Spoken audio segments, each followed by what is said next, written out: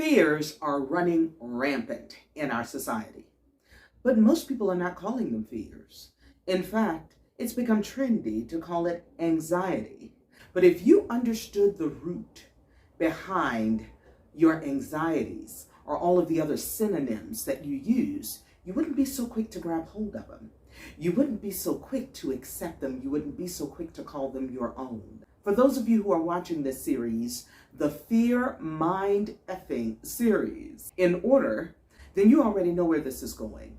It was not my intention when I started this series to use the secret covenant as much as it looks like I am going to. But I believe it's important for all of us to understand that what our society is today, every single piece of it has been carefully orchestrated by a few. And when you really start to understand how, in their words, drip by drip, since the 1800s, they have programmed generations of us. This external, anything external matters none. Any of your party sightings matters none. When you understand that all of this was just well orchestrated, then we can get rid of the hate and the division and all of the crap and really get to the point that we are living according to the ways that we were intended to live. And what I mean by that is that they took the very divinity that is you and watered it down with a bunch of lies by using the absolute as their own model, giving you something entirely different. You being all of us, and the generations before us, creating these hierarchies and categories and all these things just so that we can stay divided. If we can stay divided and we can stay fighting, we couldn't see what they were doing. So when you hear that this whole thing is an illusion, this life is an illusion, oh, peek behind the veil.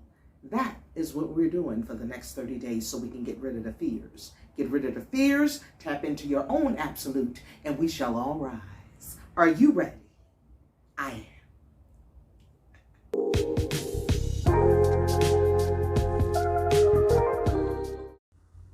Hi, my name is Zara Green, and I am so glad you're here. Many have thought, because many have taught, that the opposite of love is hate. It is not. Hate is a derivative of fear. Fear can only exist when you abandon love. Oh, I'm going to slow down because we're not taught that. What do you mean when I abandon love? What do you mean that hate is not the opposite of love? It is not. If you will give me an opportunity, I will break down some of these things for you so that we can get away from the limiting belief systems that we've held as truth for so long. Because your enemy is not out there somewhere. Your enemy is your belief in fear. While we have normalized fear, fear is not normal. Back in the day, if there was a predator looming or there was some kind of danger, then you went into fight or flight. Same as animals. We have the fear mechanism for our protection. But what happens today is that people have adapted the fight or flight as a normal way of life. And I'm telling you, I understand it because it's not entirely our fault.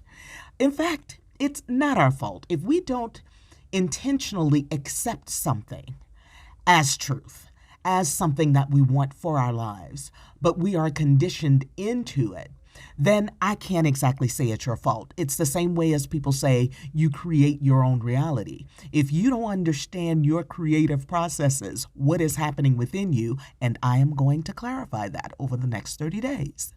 If you don't understand that, then you are doing some things by default, because anything in anybody's life that they're getting that they don't want, then you're not deliberately creating that. You're doing that out of ignorance. So if you are operating out of fear and anxiety driven and have all of these reactions in your body all the time, because what happens with fear is if it is not addressed, if it is not tamed, then those responses show up. And a lot of times it's showing up in the body. That is what disease is. What it means is that the anxiety is taking up so much of your energy that your body is now breaking down. It really was not my intention to talk about the absolute in this session, but I feel like I need to point something out because so many people, when it comes to thinking about a higher power or what most people refer to as God, what people do is try to personalize God instead of themselves becoming the God that they were intended to be. You see, the powers that be, the powers that set up, particularly the United States and the UK, they knew this. They knew the absolute is energy and magnetic. Energetic and magnetic.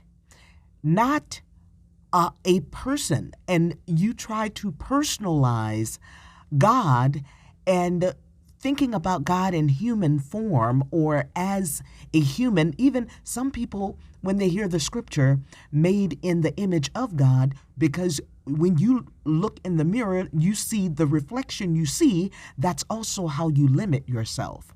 When you are limited by your reflection and just your 5 physical senses in your body, then you completely turn off the God qualities that you are. So to not understand that when you are operating in anxiety or in anxious-filled spaces or in that kind of energy, then you are not acknowledging and certainly not operating in your God consciousness. Okay, I dropped that, and sometime later on, I'm going to break that down some more so that this video does not get too long. Now, moving on to your mind and how important it is. All fear starts in the mind. You see, we have a thought, and that thought, if it's a fearful thought, from that, we end up creating beliefs, and beliefs that are created out of fear are not the truth. This is how you are either operating in love or operating in fear. And from those fears and the beliefs that are then created, then there are emotions then that are attached to those fears. That is the beginning of patterns within you. So if you are not operating in love, you are giving way to fear. Where is all this happening? It's happening in your mind. Your mind is the gatekeeper of everything that you accept in life. So there we go. We just got a little more granular. We are, as I've said, we are going to break this down a heck of a lot more because it's necessary. The powers that be knows that all they've got to do is set up particular fears and then pull a trigger. And when I say pull a trigger, I just mean create some kind of stimulus that will cause you to go into that flight or fight mode. Because without understanding that you are the gatekeeper for all that stuff and understanding that you create from your mind, and I'm gonna give you more information on this, then you just accept the external stimulus triggers as some truths without filtering that thing through love, the love that you are, the love that is God, the energetic, magnetic force that is you. If you are not operating from that energetic, magnetic force, then you are operating as a mere human, which many of you have been told your whole life, particularly in certain sectors, that you are as low as even a worm, some of you, and you've accepted that. So your self-image, your self-reflection, your self-concept does not allow you to believe that you have the power to create your own world. Thus, you operate in fears. Thus, your anxieties, or those anxieties, please don't ever own them. Don't ever say my anxiety. Don't ever say my fears. Don't ever say my disease. Don't ever identify with any of those things, because anything that you identify with has the power to govern you. I think I'll stop right there for today. It's your life. Choose it just as it is. Own it, the good, the bad, and the ugly. Change it. As long as you can breathe and learn, it can get better. Ciao for now.